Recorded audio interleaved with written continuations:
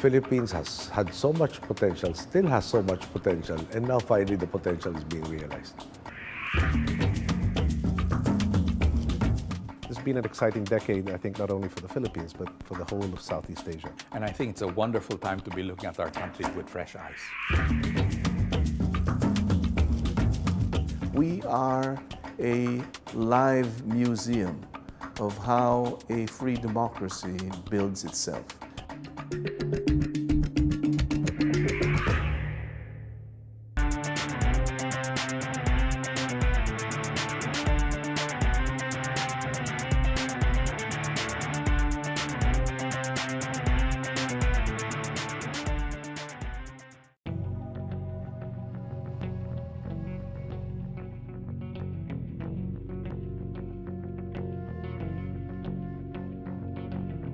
The world's second largest archipelago, the Republic of the Philippines, is located in Southeast Asia. It is divided into 3 distinct administrative and economic regions. The capital city is Manila. A heightened sense of optimism and change is sweeping the Philippines. Once known as Southeast Asia's economic laggard, the Philippines of today is trying to bring in the promise of clean politics and national prosperity. In 2010, Benigno Aquino won a landslide victory to become the nation's 15th president. He inherited a nation entrenched in poverty and a government plagued by corruption. While he isn't immune to criticism, the Filipino people are giving the president a chance to finally bring change to the republic. I want to leave the world a lot better than how I found it. And I want to see this country transform to such an extent that people who have not visited us in the last 2 years and in the next 4 will probably say they really can't recognize the country anymore. I inherited a mess. We were called the sick man of Asia. We posted 6.3% growth in GDP for the first quarter, 5.9% in the second quarter, which gives us an average of 6.1% for the first semester, which is above our projections of between 5 to 6%. In the midst of the global economic uncertainty. I guess what I'm trying to say, the bottom line is, the Philippines has had so much potential, still has so much potential, and now finally the potential is being realized. Cuts in interest rates, low inflation, and the government's plan to spend more aggressively are renewing investor confidence. Doing business in the Philippines is not without its challenges, but it is now one that is more transparent and open. The fundamentals are very strong. Consumption is there. People are positive. Investments, domestic investments is literally overflowing. The other thing that we can really be proud of is that we've stayed the course. President Aquino has sacrificed political capital to do the right thing. This is the kind of leadership that the Philippines needs. It's about implementing the right rules. It's about collecting the right taxes. And people are slowly but surely also changing. People are now saying, no, let's do it right this time around. Despite the negative impact of the global economic crisis on the country's export industry, the Philippines is performing better than its regional neighbors. In 2010, the country's real GDP increased by 7.6%, its highest in more than 30 years. The International Monetary Fund estimates the Philippines' GDP at $216 billion in 2011. Why is that happening, and why is that a good thing at this point in time? Number one, we have this consumer-led growth that's quite unique to us. Number two, our government is far more serious and far more organized from a macroeconomic point of view at this point in its history. We have the largest amount of foreign exchange reserves ever in our history, over $70 billion. That's unheard of in our country. That gives it a sense of stability and gives the currency a strength that it has not had in the past. At the same time, on the fiscal side, our management of our finances as a country, we are in a far more stable state than ever before. I guess our deficit as a percentage of GDP is far lower now than ever before. That gives our government the wherewithal, the tools to be able to pump prime our economy. But it certainly puts us apart to the rest of the world at this time. The Philippine government realizes that simply relying on domestic sources for capital does not improve its liquidity position, prompting a strong push for foreign direct investment into the country. grand reforms are already pursued by the administration to trigger further change through more efficient business processes and a level playing field. For many market players, the good governance thrust has been beneficial. An increase in government spending under the Public-Private Partnership Program is likely to stimulate economic growth in 2012. This is a narrow window of opportunity for our country where so many good things are happening, and I think it's a wonderful time to be looking at our country with fresh eyes. We now believe that our country is headed towards much more progress than we've seen in recent history. We now believe that our country can move forward. We now believe that we can fall in step with the rest of Asia as the area of the world where the greatest growth and prosperity will take place in the coming decades and in the coming century. The Philippines is tackling its political, social, and economic problems head-on. The Philippines was one of the richest countries in Asia in the 1950s, second only to Japan, but has never really been able to achieve the growth of the Asian tiger nations. Has the Philippines finally turned a sharp corner? This administration has shown the world that the Filipinos can get things done in the right way. The drive, the push of President Aquino against corruption, I know some people would say it's a nuisance. No, that's not a nuisance. That's the centerpiece. 95, if not 100% of our problems in governance, in the government, has to do with corruption. It's governance, it's transparency, It's not as if there's not enough resources. We've proven that. We haven't raised taxes, and yet we have been able to provide a lot more services because we were able to save 30% off the cuff. Right there and there, same project, same configuration, but we were able to do it 30% cheaper. That translates to efficiency, that translates to productivity, and that translates to more resources that can be applied. The world economy or the financial system recognizes that we are deciding on a more logical basis, more transparent, more consistent. We've gotten therefore, because of the managing of the deficit relative to GDP, we have gotten a lot of upgrades from three of the majors and one also major credit rating agencies, which brings down our cost of borrowing. So we have recovered a lot that was lost due to leakage.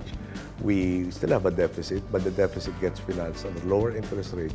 And we are in a situation where we are able to swap old debt that was very expensive and close to maturation with lesser interest payments and longer maturation. A recent World Bank report states that poverty has remained at about the same level during the last decade, with a little over a quarter of the population below the poverty line. If you eliminate corruption, you begin to eliminate poverty. I think what that means is, given very limited resources of government, you have to spend wisely. You have to make sure that every peso you spend goes to the projects that they're meant to be spent for. You reduce the cost of, the cost of corruption. And that's what this administration has begun to do. Many corporations in the country are now implementing social programs that benefit the poorest of the poor. The Philippines is one of the premier centers in Asia for research, training, and advocacy in corporate governance matters. There is a very great sense in our country now that the private sector has to do its part in uplifting the poor and giving opportunities to the poor. Because, first of all, from a pragmatic point of view, I guess we have to admit that uplifting the poor and eliminating poverty will, at the end of the day, improve our ability to market our products. They are our customers. But more importantly, I think we are one country.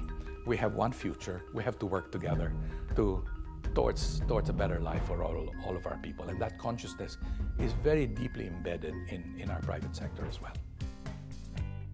With approximately 95 million people, the Philippines is the 12th largest country in terms of population. And the local Commission on Population is expecting this to increase to 101.2 million by 2014.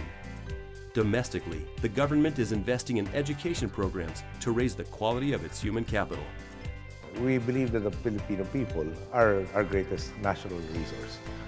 This is proven time and again, even during the dark ages when our countrymen would go elsewhere, given the right environment, really shine in various professions. How do we take it to the extreme? Then if the chief national asset really are the people, then it behooves us to invest in the people. As a community of people, we are generally very hospitable, we're English speaking, and we're comfortable with different types of nationalities. But more than anything, I guess our resiliency, our positive nature. People say we're the happiest people in the world.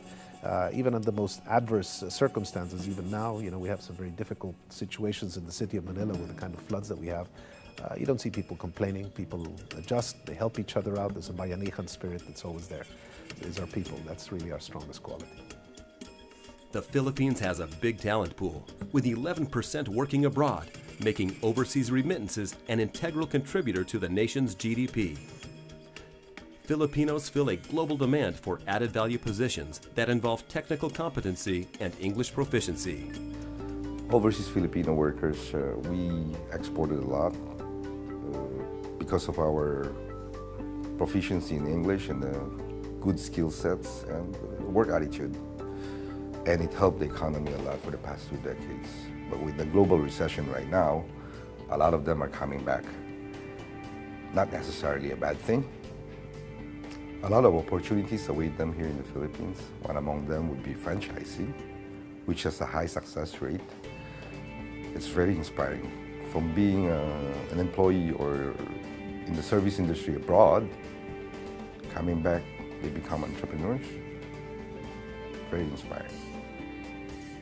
The 21st century has been defined by Asian political and economic dominance.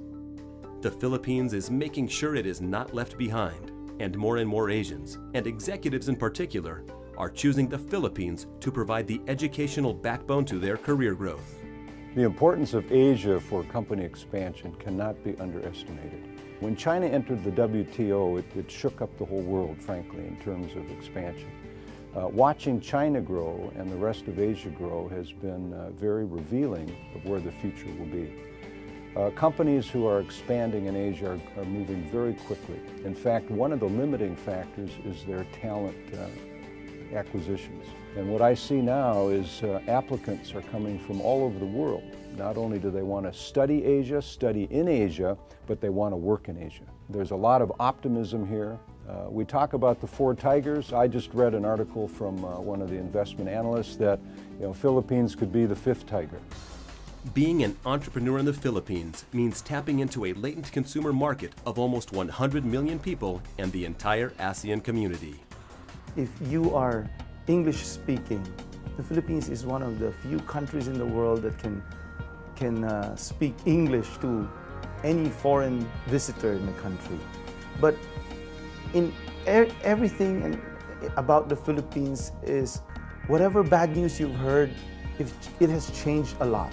A whole lot of difference. And I should say, if anyone has come to the Philippines already, you can always ask them. They probably said a lot, they probably experienced a lot of nice things here. And they will be your biggest source of information. The province of Palawan, known as the Philippines' final frontier, it is the country's most sparsely populated region and one of the most enchanting places on the planet. It is also a potential gold mine for one of the world's most precious resources, hydrocarbons.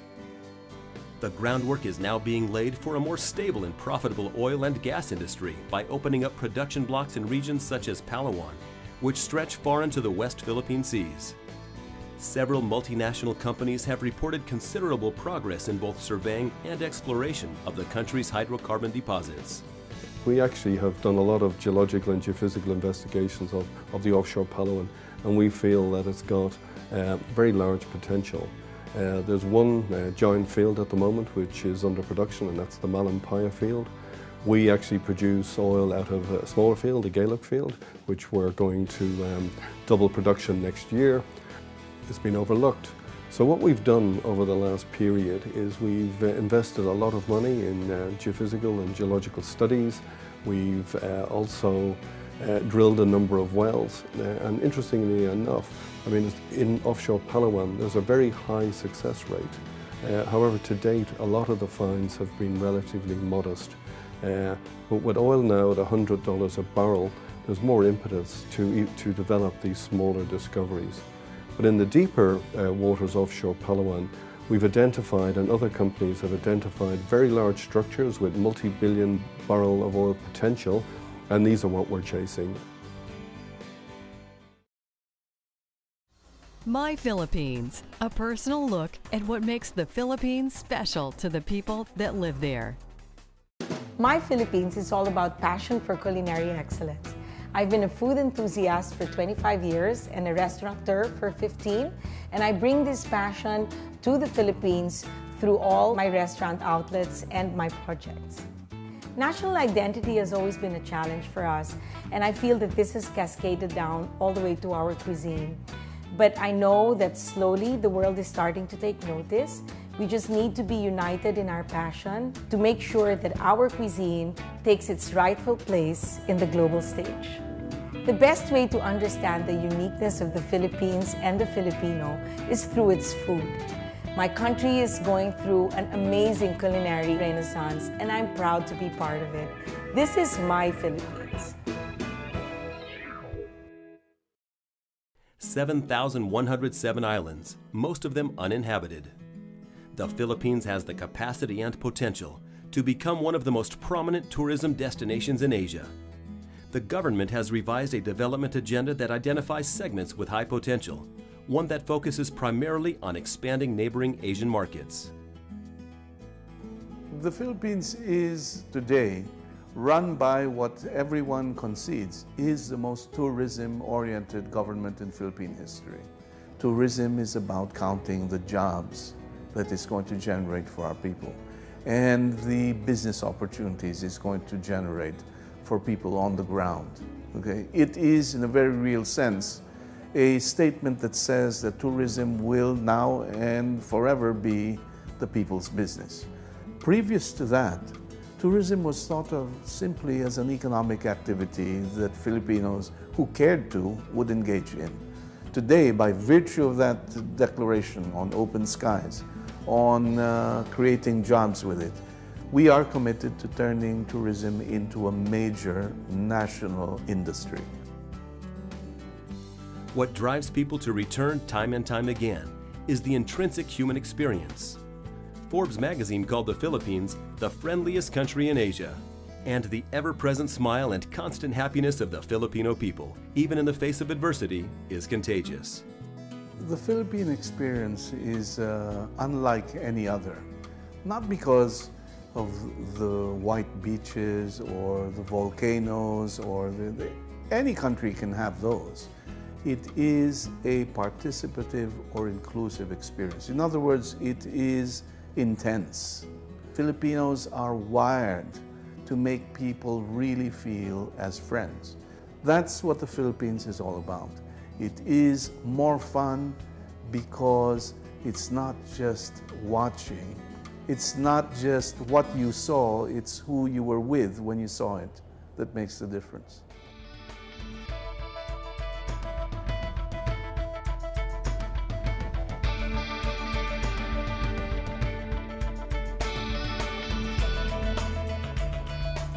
And then finally, of course, you have something which is very frequently overlooked, but people travel for.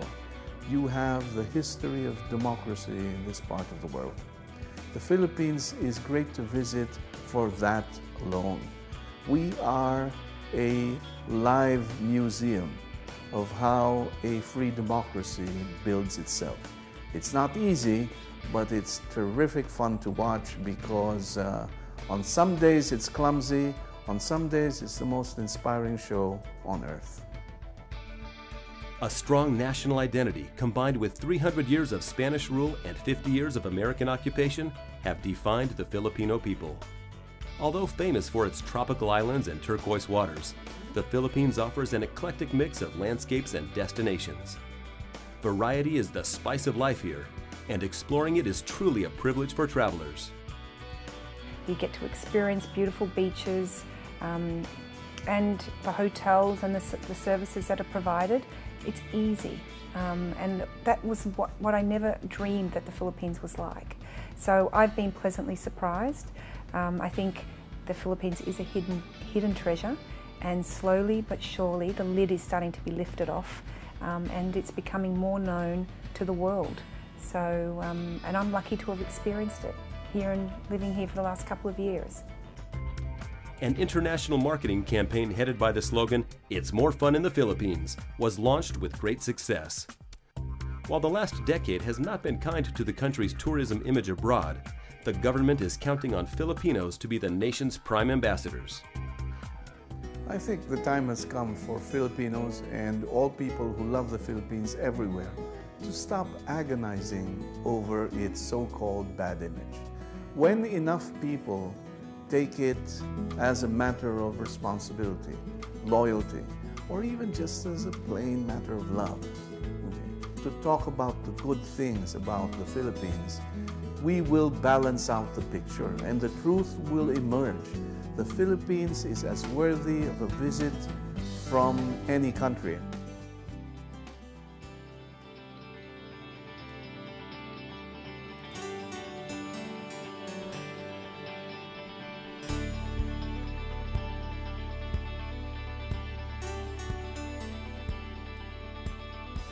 The Philippines is experiencing a political and economic resurgence that, when followed through, will turn the nation into the global player that it aims to be.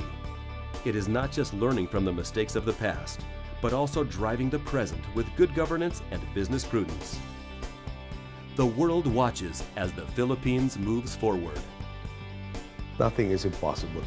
So long as the people are united, focused, we will get there.